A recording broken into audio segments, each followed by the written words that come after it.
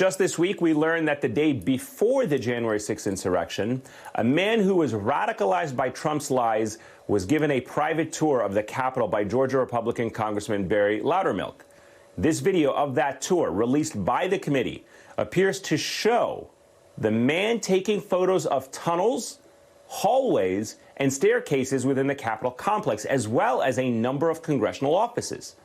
Now, that same man marched to the Capitol the very next day, although it's not clear if he was among those that actually breached the building.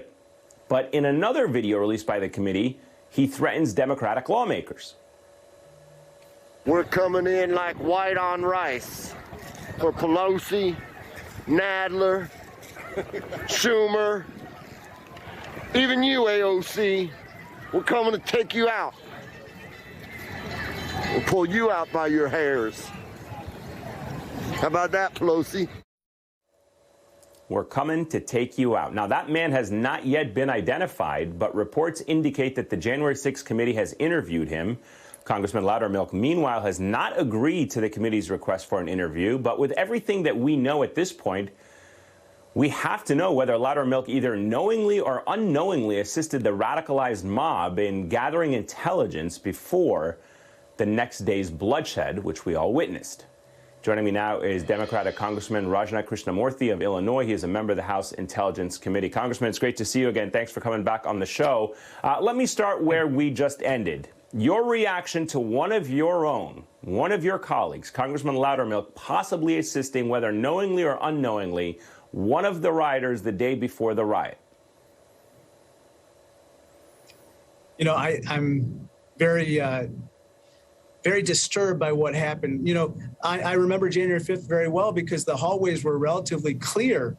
There was no public tours. And so to see people come in there and take pictures of staircases and security stations and tunnels is rather unusual. And I think that it really goes to a question of what were they doing there? And I think that Mr. Loudermilk and others need to explain themselves.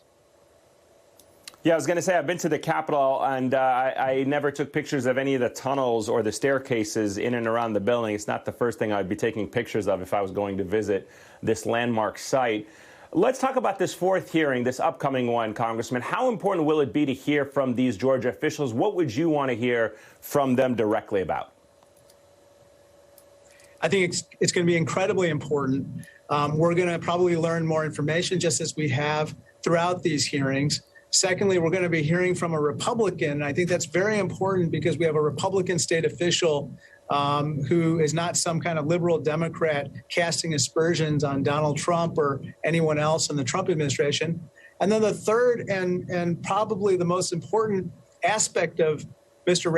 Raffensperger's testimony is further illuminating the issue of whether Donald Trump possessed a corrupt intent with regard to his actions and the illegal activities that he was pursuing. You know, I think that he knew exactly what he was doing. He knew when he asked Brad Raffensperger to find 11,780 votes that he's almost asking him to conjure up these votes. He knows that what he's doing is illegal, namely trying to overturn an election based on fictitious votes. And I think that will further lay the foundation for, what the DOJ needs to do after these hearings.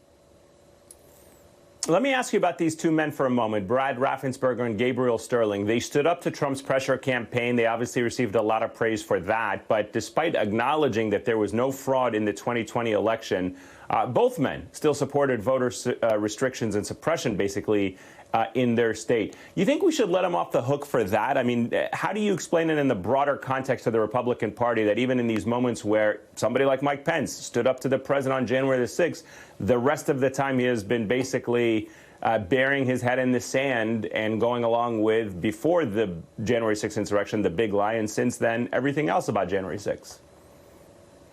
I think you raise a dilemma. I think that's a good point. I think on the other hand, I think that what he did with regard to the 2020 election was brave in bucking the president and basically explaining that the elections were free and fair in Georgia. And I think that what he has done since then obviously has been politically expedient. He managed to survive a primary against a Trump-backed candidate, and now he's in the general election in Georgia for his current position. But overall, I think for purposes of the hearing, we should be focused on what happened on January 6th and what happened with the 2020 election. And to that question, I think Mr. Raffensperger is especially well qualified to say, A, the election was free and fair and Donald Trump knew it, and B, that what Donald Trump was trying to do was illegal and Donald Trump knew it.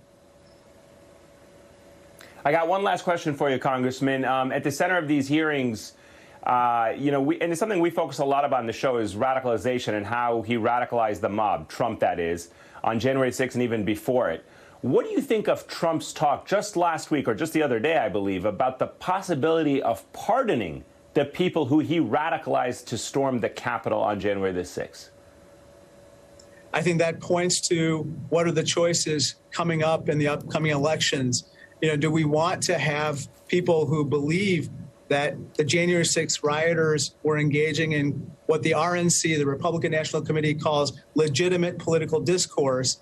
And do we want people who would be supportive of a Donald Trump who might pardon those who committed crimes on January 6th? The last point I would just make is, people like John Eastman and others who concocted the illegal scheme to overturn the election knew that what they were doing was illegal. And the best evidence of it, or one of the best pieces of evidence, is that they sought a pardon for it. And, I think that goes to show you just the corrupt intent of the actors who were intimately part of the planning and the execution of January 6th. Congressman Rajna Krishnamoorthi, it's always a pleasure, sir. Thank you so much for your time. I greatly appreciate it. Thank you, Amen. Happy Father's Day. Thank you, sir. To you.